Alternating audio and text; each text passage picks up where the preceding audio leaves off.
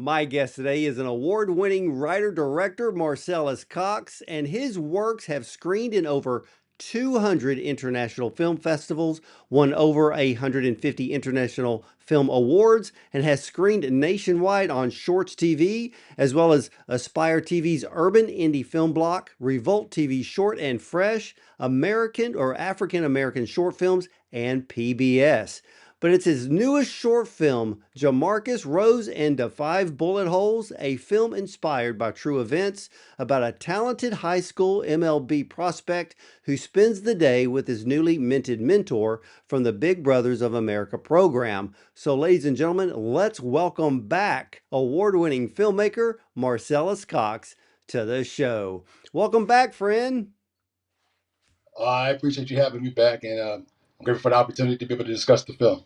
Absolutely. Well, this film is just as powerful, if not more, than your last film that you were here on the show with Liquor Bank, which was a great short film as well. So, where did the idea of Jamarcus Rose and the Five Bullet Holes come from? It came from the true story of Lamont Taylor, who played at Fremont High here in Los Angeles. I saw his story on the news. I believe it was KTLA 5. I think it was back in 2019 when he was tragically murdered in his neighborhood. And I mean, the story hit home. And I just really had to tell this story. And I remember I reached out to his grandmother. This was in the heart of the pandemic in 2021. And I got to sit in her home and talk to her and discuss everything. And she blessed me with the opportunity to tell the story. Unfortunately, funding kind of fizzled out when I was ready to make it. But then it came back with another opportunity in 2023, and I went to share the script with her. And unfortunately, she had passed away. But I had a chance to talk with other family members about it, and they gave me their blessing to go along with the story because it was one that it may seem like another typical story that you would hear in LA or maybe any other neighborhood across the US, but it's something more to these individuals that don't get the opportunity to be showcased in the spotlight. And that's what I really wanted to do was humanize this individual, humanize this story, and just let it be known that hey, that these are actual people, regardless of their statistics. They're human beings, and they have dreams and visions and stuff like that we all have. We want to go through on a daily. So this was something that was extremely important to me, and I'm just happy I got the opportunity to tell it. Yeah, it's a very powerful film. And I noticed when the film started, I noticed a picture of Nipsey Hussle in the opening scene. So there's this picture of Nipsey. So were you paying a homage to him, or was it a glimpse of the street violence that still exists in minority neighborhoods?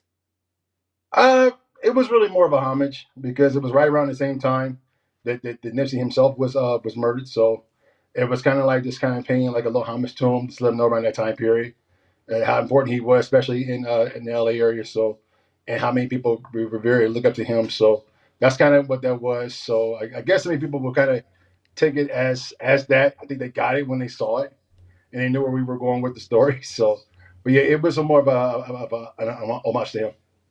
Well, I noticed that, of course, one of the main characters in the film, there's three main characters. And of course, one is Esther, Jamarcus's grandmother. Um, she comes across as a very strong woman who only wants the best for him. Since you had the opportunity to actually meet her, sit down in her home, uh, did you portray her exactly what we see in the film? In terms of her personality, yes, because that's where she was. She was a true Southern belle. She was from Arkansas, and you can hear it in her voice. You can hear it in her. You can see it in her tone. The way she talked to you, she reminded me a lot of my granny. So it was kind of like, okay, I know who this woman is, and I mean anybody culturally, from where we are from, the type of grandmother who had the plastic on the couch, and the way that she would cook for you and just kind of give you all the kind of love, but she could be stern with you too. So she was that type, and I really enjoyed the conversation that I had with her. And I just wish that she would have had the opportunities to see it because I think the way that Ruthie Austin, who played the role, it was a tease to her. So I think that she definitely would have appreciated that. Well, in the scene where she gives an emotional plea to Jamarcus before he meets uh, his mentor, I picked something up. What are the difficulties young black men face today, and how can the Big Brothers program actually help them? Well, especially having somebody who's from the program, who's from that area, it helps a lot because we still have to deal with things like street violence and gang violence, but just growing up in nature in general, when you don't have another male figure around, and when you do have the male figures around, a lot of them aren't the type that will, I guess, in many ways, take you under the wing the right way. They take you under the wing in the wrong way in order to try to get by. But now you need somebody to actually be able to show you the ropes on how to actually do this as an adult.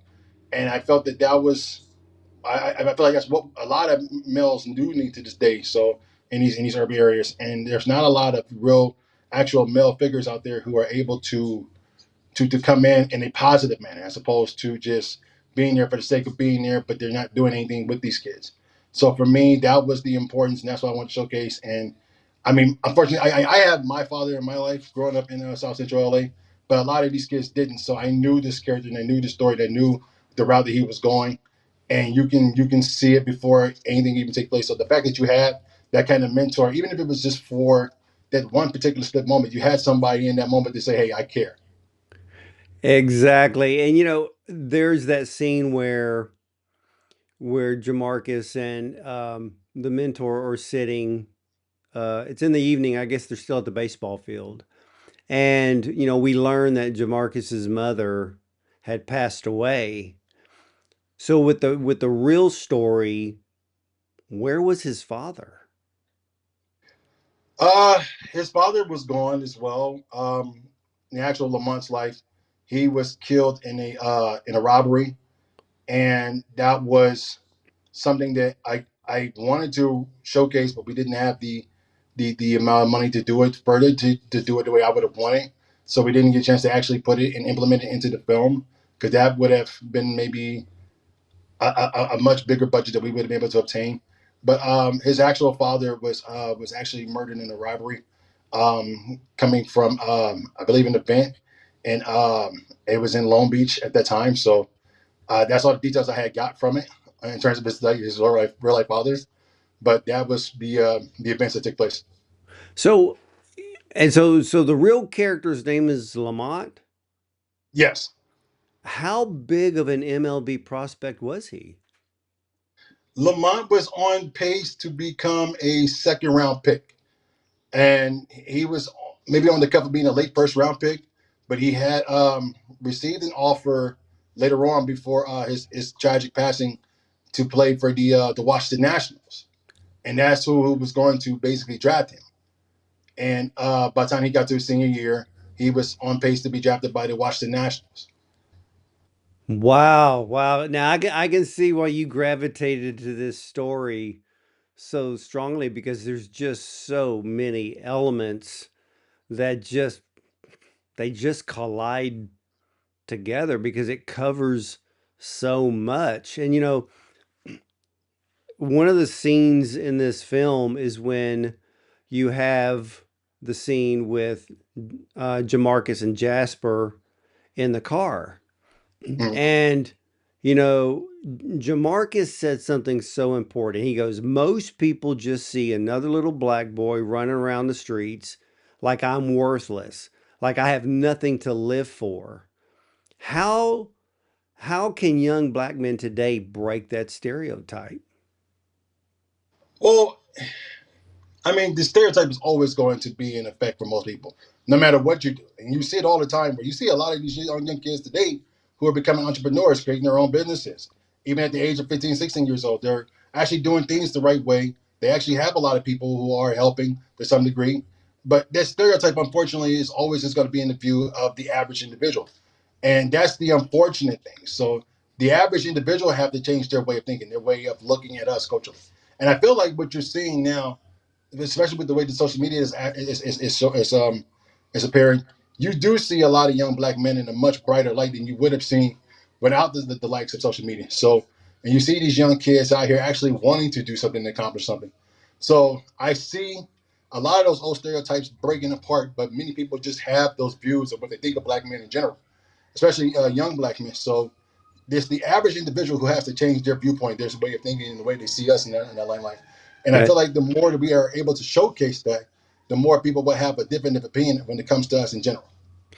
Yeah, I completely agree with that. You know, it's the one pointing fingers that has to change. And you bring and I found something really interesting in this story because, Jasper and Jamarcus, as they're in the car, Jasper's telling him his story.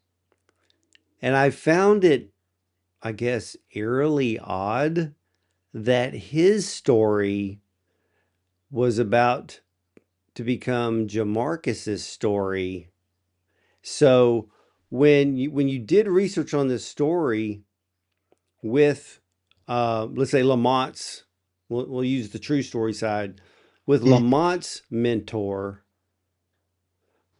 that story that Jasper told, was that a true event to where his own mentor was gunned down too? Um, mm, Not necessarily. No, that's why we kind of changed the events to it. In terms of the actual Jasper character, I never had the opportunity to meet him. I was just told of him and just trying to paste the story of what I was got of him. So from the actual mentor perspective, good guy, hard worker who kind of grew up in the same neighborhood, trying to become a computer engineer. In terms of who he was dealing with, I never got really much of that background. We tried to contact him, but he wouldn't reach out to us. So uh, that's why we probably changed the name of the characters, so we wouldn't have to deal with any issues going forward. But that would have been something that I would have loved and preferred to have had a conversation with him. He just didn't want to speak to us about it, and I guess I can understand from his perspective because it's a very tough thing when you're dealing with an individual who you get close to in such a short amount of time, and the next thing you know, they're gone, and you don't really want to discuss that. So some people, we don't want to invade their privacy. We don't want to, bother them and bring up memories that I'm pretty sure that still haunt them. So unfortunately, we didn't get a chance to actually talk to the real life Jasper character, but it would have been great to get his full story and full details. So that's one of the reasons why we kind of had to change the story a little bit. Well, like with on the true story side with Lamont, did this all happen on the first day that he had met his big brother mentor? Yes, all took place in one day. So Oh my. they met the a couple of days before, just a quick introduction, and then the actual day that they met to go out to the field. That all happened in one day. Wow. I mean, when towards the ending scene when Jasper said, "Hey, wait a minute, Jamarcus, there's something I need to give you," and he goes to the back of the SUV, and so of course the we'll just call him the gunman Mm. walks up to Jasper, and I was I was shocked that when Jamarcus came up, I was surprised that the gunman just looked at him and pulled the trigger, and he pulled the trigger for no reason because Jamarcus was no threat. Yeah, and that was the interesting perspective of that. It was no threat, but still, he had to prove something, and that's usually what you'll see a lot in neighborhoods like that. So even if he posed no threat, it's just the fact that you came at him, and that was the reason why it took place the way that it did. And you have some individuals who can look back at it like you had at that moment, where he's just like, "Oh God, I shouldn't have done that," but it is what it is. You know what I mean? And then that's kind of like what you do see a lot in urban neighborhoods, and particularly in settings like that. It's not a matter of the fact that he wasn't posing just a threat; it was just the fact that you just even came at him and you disrespect him like that. So that's kind of like how that played out. Well, when you look after the gunman fires the shots, it was the look on his face. Mm. Like he knew he had done wrong, but it's almost like the look on his face was kind of twofold. One, he knew he did wrong. The other was, you shouldn't have never came at me. But technically, Jamarcus didn't really come at him. Mm. He was basically trying to run to Jasper, but the look on the gunman's face, I mean, it was it makes you angry because the whole Exactly. crime was senseless. And that's normally what a lot of these crimes are, senseless. A lot of these crimes make absolutely no sense whatsoever. It's just a simple fact that you just in that moment, and it's just this the mere fact that, hey, the fact that you're even doing this is it's a threat to me. So that's how a lot of these guys look at it. And as someone who has witnessed this before, up close and personal, it's not something that I would say is common, but it is something that I know takes place. It's just the mere fact that when you're coming at me, I know I need to send a message. And even if it's not right, and he knew it wasn't right, but it's just the fact that you did it. And that's what a lot of these murders in these neighborhoods are, senseless. It makes absolutely no sense whatsoever. It just happened in that moment. Well, why did with the gunman was on the true story side, was he a gang member?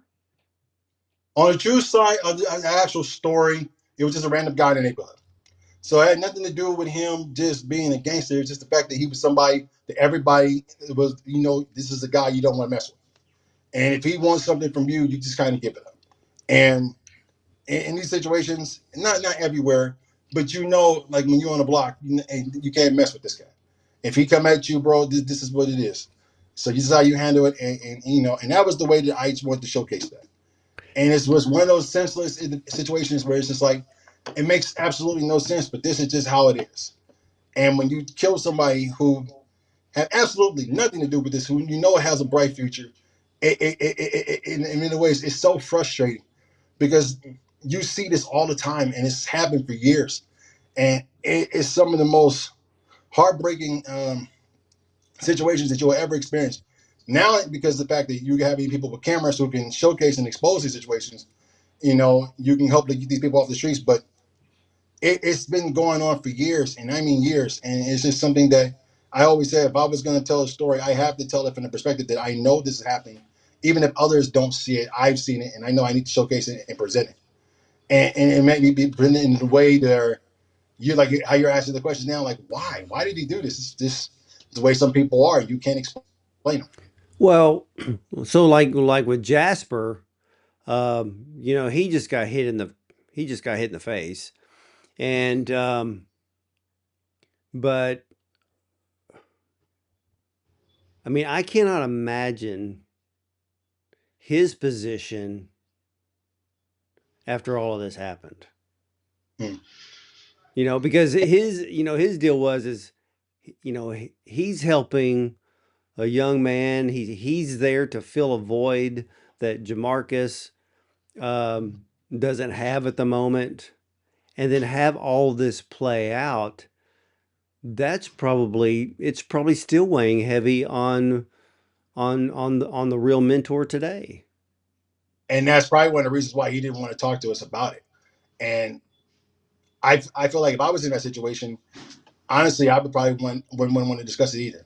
I mean, because like you said, when you have someone who's put, even in just a short amount of time, you want to help be that one individual who can help this kid who you know is a good kid, but this always has everybody has that viewpoint of like, I already know what he's about, and you don't know this young man at all. And that's the whole point of having somebody who has basically gotten himself out of that situation, who's made himself into something in society, and who wants to help this young man get to the level that he's at, just to have it all basically to be blown away in just one setting for no reason whatsoever. And that's got to be the most frustrating thing because it's like, at the end of the day, these are still human beings, regardless if they're in a situation in society where it does not benefit them. These are still human beings. And these people you can see have dreams and they have goals and they have visions. Even if it's the goal that maybe the average person don't want to associate with, you know that these people want to see dreams come. And when you have somebody who wants to help you, who is helping you, who wants to be able to see you reach levels that he couldn't even achieve, just to have some coward come out of nowhere, basically take that away from him for nothing. It's got to be the most heartbreaking and frustrating thing ever. Well, So, yeah, because I'm like the dude could have popped him once, but he didn't. He did it 5 times. mm, And I mean, it's just I mean, that whole scene when it plays out. I mean, the audience is sitting there, and we're like, we have no control over this situation. And so, what did the Big Brothers Big Sisters of America program think of the film? They actually appreciated it. I think that particular scene was a moment that hit home for a lot of the members who actually got just to check it out. Um, because I mean, I'm not saying that they're responsible for it because they're not. These are just moments that just happen in time that nobody can basically predict or be able to decide when it happens. But they understood the importance of the story. It's the simple fact that we're not showing just gang violence and street violence. We're actually showing people who actually want to help, who want to be there for these kids, who want to be there to see them live out their visions. And the fact that the program still goes on and they're doing great things with kids all across the globe, it's the most important thing, even if it ends in a tragedy, which it was not their fault, had nothing to do with it. But it's a simple fact that you actually see like someone from the program wants to be able to say, hey, I like this kid. I want to be able to help him and to give him all the time and all the energy in the world I have just to be able to help him do whatever it is that he wishes to do in life. And I think that they appreciated that. A lot of the members really appreciated it. And I know that it's one of those catch 22s where it's like they love it, but at the same time, there's certain moments about it that they can't stand it. I get it, but they appreciate it. And that's the number one thing is that you understand what we were going for with this. Yeah, that was one of the things that I was thinking of when I saw the film. I'm like, what in the world did they think of this? Because because the good thing is the bulk of the film is Jasper and Jamarcus together.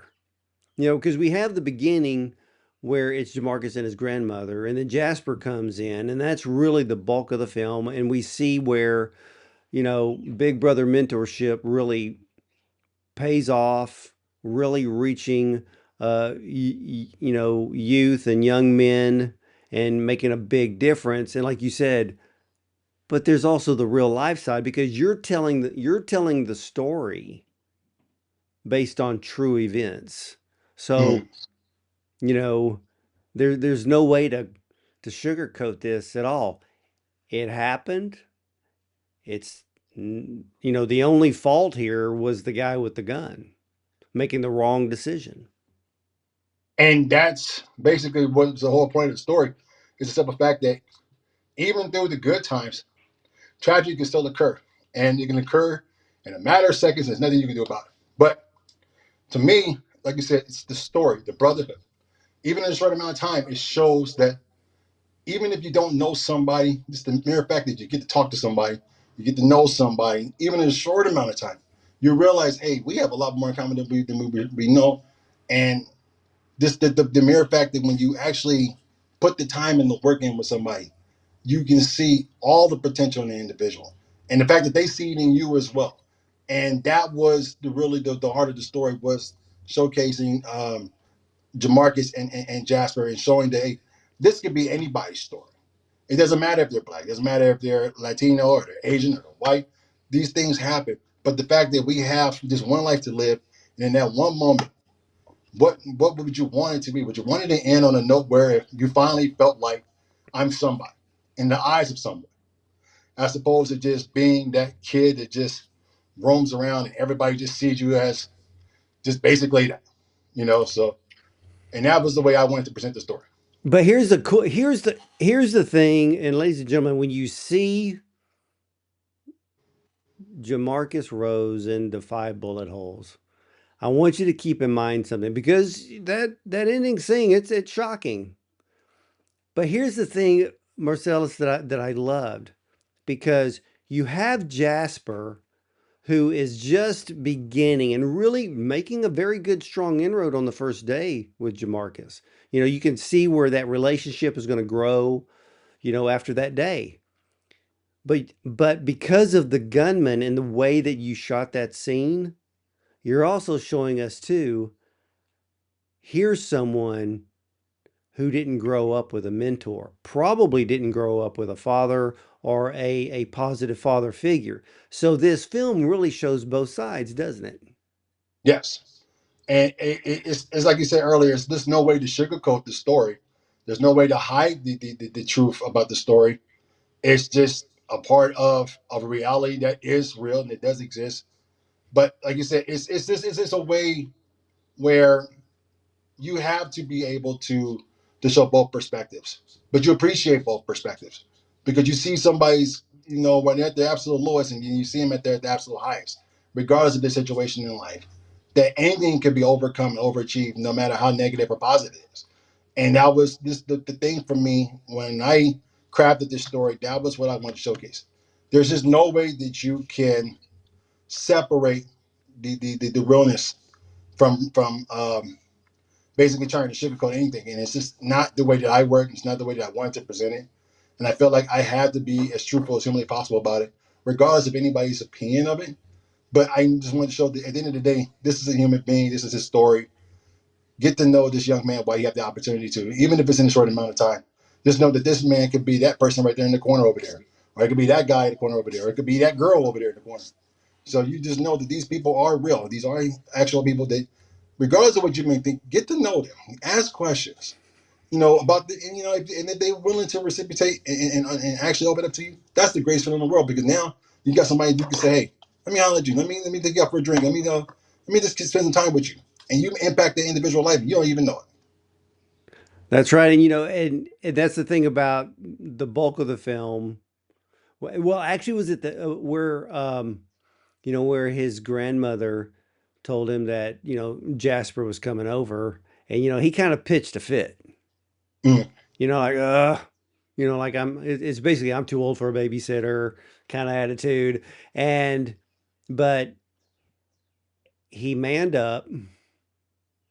He, he took that step of faith and to meet Jasper in a way to show respect to his grandmother because she cared for him. And so we have this whole story in the middle of the film with Jamarcus and Jasper. But then when that ending scene happens, one of the reasons why I like the fact that the gunman clip wasn't that long is because, first of all, it didn't need to be.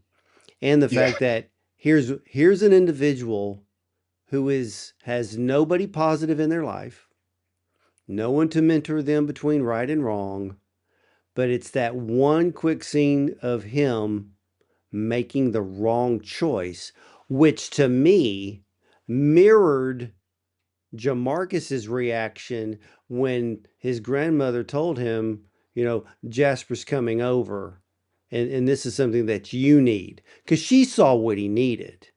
So there Mm. was a mirroring in a way or a contrast between those two scenes and one taking the step of faith to meet the mentor and another one making the wrong choice because he never had one. Exactly. And when I got the actual details of the story, that was one of the first things I thought about was the fact that it happened in one day. You have an individual who you're telling this to, and then it plays right back against him at night, and it was just kind of like night and day, and it was just like you're like, we have to be able to pinpoint this in the script, and it had to come out of the blue. It had to be something that you wouldn't expect, because it's like you said, it's a mirror image, and that's kind of like what you really do see in real life, is that you have this one individual who you can see is trying, and you have the one individual who basically said, I don't give a damn, I'm just going to do me. And that's really what it is. And just even the fact that the individual who pulled the gun had to sit there and think about it for a second, realizing that he may have just screwed his own life up, and that should have been him in that situation himself. So it's just one of those things that when I was putting the script together, I wanted to highlight. And it seemed like that's the one thing, the one scene that everybody does kind of pinpoint to. And it's just like, it was never just in the image of just trying to kill the kid. It is to the point where it's trying to showcase, hey, go back and look at the beginning of the film and listen to what his grandmother's telling him. And all of that came back to play. And I don't want to say it came back to bite him in the ass, but it literally came back. Everything that Well, he was trying not to listen to came back at the very last moment. And that was the way that I played it. it was funny because I think I watched your new one. I know I watched it 3 times, and so I was sitting there thinking, I'm like, because then I thought back when we had talked about Liquor Bank, the Mm. film before it. And I was thinking about Liquor Bank, and I'm like, there's a similarity there because Yes. Jasper, he had a mentor. And then in Liquor Bank, you know, the bigger guy is he's basically the big brother to the other to the main character who has the alcohol problem because the mentor, he'd already been there.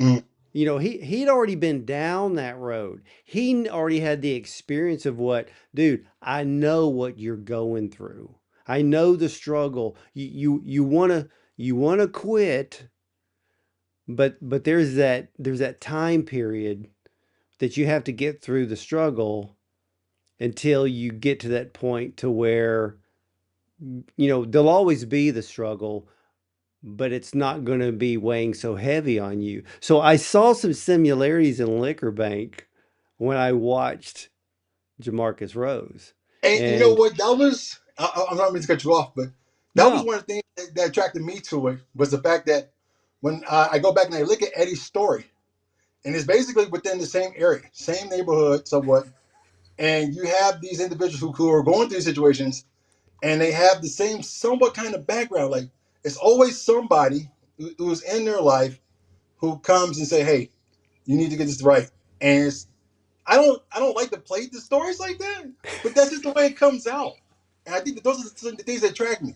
And I feel like because I haven't watched Liquor Bake in a while, but when I think about it, it does kind of play like that, and it's just like maybe I need to change my course when it comes to storytelling a little bit on this because they all kind of play out somewhat. I wouldn't say the same, but I mean, they all have their own story, their own individuality. But it's just the mere fact that it seemed like you have that big brother little brother relationship, and those kind of stories do attract me because I never had a big brother. I am a big brother, but and to be able to be there for someone at the time of need is one of those moments where it's like whatever knowledge I have, I'll share it with you and be able to help you in any way that I can. And those are the kind of stories that really do attract me. They're true stories, even if they're not true stories, but they're stories that this kind of intertwined, showing that brotherly love that I appreciate so much. So oh no, I agree those are with just you. These are films that, of course, Liquor Bank, I think, ended with a little bit more inspiration.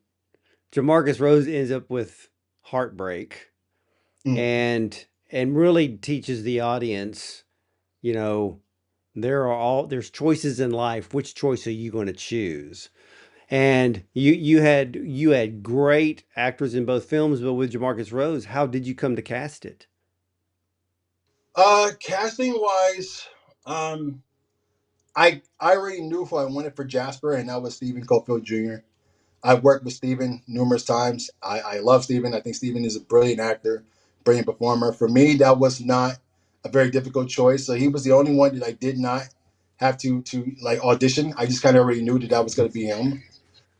Everyone else from Ruthie Austin playing Esther and then Dwayne Irving, we really had to search and look for these actors, these credible actors who brought these performances to life.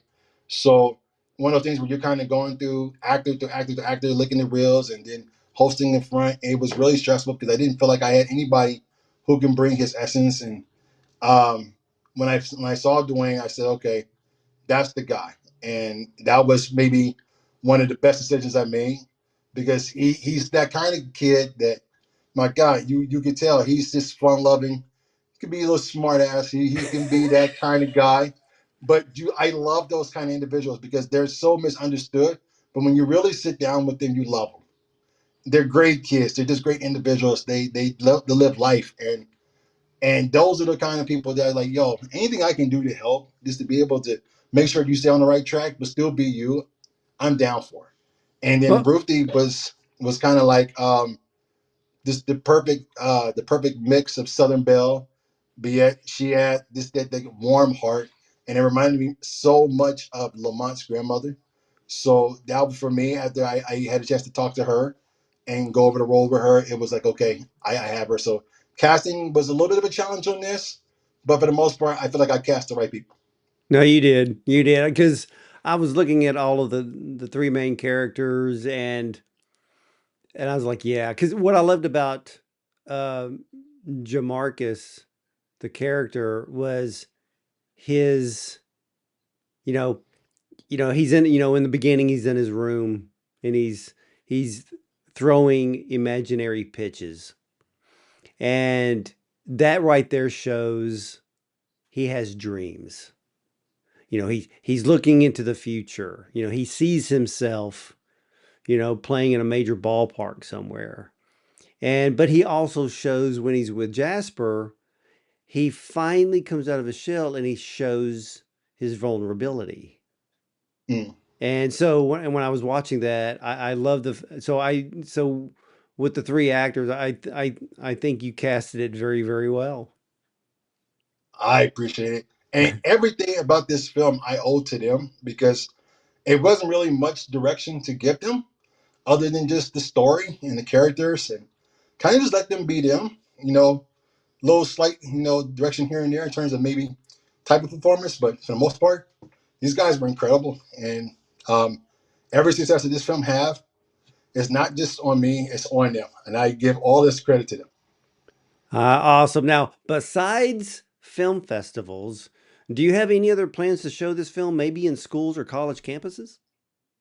Definitely would love to, especially working with Sandra Evers mainly, who was our producer and is the one that gave us the opportunity to make the film. Working with Black Hollywood Education and Resources Center, we love to have the opportunity to be able to showcase it on any type of college campus or high school campus or just in general. I feel like that would be like the next step after we're done with our festival run, other than maybe having to play on television, but to actually be able to showcase it to children and get their reactions to it because I think that this will be a great story for them to see, especially young teens, anywhere between 14 to 18. I think because you can tell this might be their story as well, whether you're playing basketball or football or just anything in general. So whatever passion that you have, I think that this definitely is worth for them to see and to be able to relate to Jamarcus because a lot of these young men will see Jamarcus in themselves. So for me, I think that that is one of the next goals for this film is to be able to showcase it to a lot of young men and women to be able to see it. So, have this film been accepted to a film festival yet? We've already screened in a couple. We just recently had our actual debut at the Julian Dubuque. We've already been accepted into a couple other festivals. The next screening will be at Roxbury International, June 24th, and we're waiting to hear back from a few more. So in total, it should probably be about maybe 30 or 40 by the time we're at the end of our run. So I'm looking forward to what's going to take place. And so far, the response has been so much better than I imagined it would be. I wasn't really sure how it was going to play out with most people, but for the most part, it's played out well. And yeah, it definitely is one of those films that it has people in their feelings a little bit in moments, but the message overall, I feel everybody loves and they appreciate and they understand. And I feel like as we go along our festival run, people will see it more and they'll understand it and they'll appreciate it. And I think it's just one of those films that you can't deny what kind of story this is. And I think that this is something that they'll relate to. If they can relate to, then I know there's somebody that they know can relate to this. Yeah, it's a it's a powerful film, and not all short films have to end warm and fuzzy. Sometimes they have to end, well, like real life. And this film is real life. And ladies and gentlemen, Jamarcus Rose and the Five Bullet Holes is a film inspired by true events about a talented high school MLB prospect who spends the day with his newly minted mentor from the Big Brothers of America program. This is a powerful film that will resonate with young and old audiences across the nation and across the globe. And it's a much needed film about not only the importance of mentorship, but also to help youth today to realize no matter what race or creed they are, not to let others think about them and hold them back. So Marcellus, again, you bring another powerful story with a purpose. I love it. Like I said, I still remember your last film, Liquor Bank, and now you've given us another film. Well, that leaves a lasting impression. I greatly appreciate it, and I feel like that's really what I want to do. At the end of the day, it's just leave a message within the work. You know, leave something that I know will resonate with the audience at all times, at all costs, and I feel like I did that with this one. So I greatly appreciate it. You're very, very welcome. And can you kind of give us a hint on what this next film is going to be? Well, I'm going back to working on my feature, Jefferson Street. That's the plan next, but I do have another short film in mind as well. I can't give the details just yet, but once I do, you'll be the first to know. I promise you. Hey, that's awesome. And again, ladies and gentlemen, check out Marcellus Cox. Not only try to see the last film of Liquor Bank, but this brand new film, JAMARCUS Rose and Defy Bullet Holes. Well, it gives you a lot to think about. And at the same time, it kind of moves us towards, well, we want a better life, not only for ourselves, but even those around us. And like Marcus told us today, sometimes you will be the catalyst to help someone else be a better person. So, with that, ladies and gentlemen, you can watch or listen to all of the Bond on Cinema interviews at bondoncinema.com. Check out our Prime show, our YouTube channel. We're also on Spotify, iTunes, and more. And remember, you'll either see me at the movies or from the red carpet.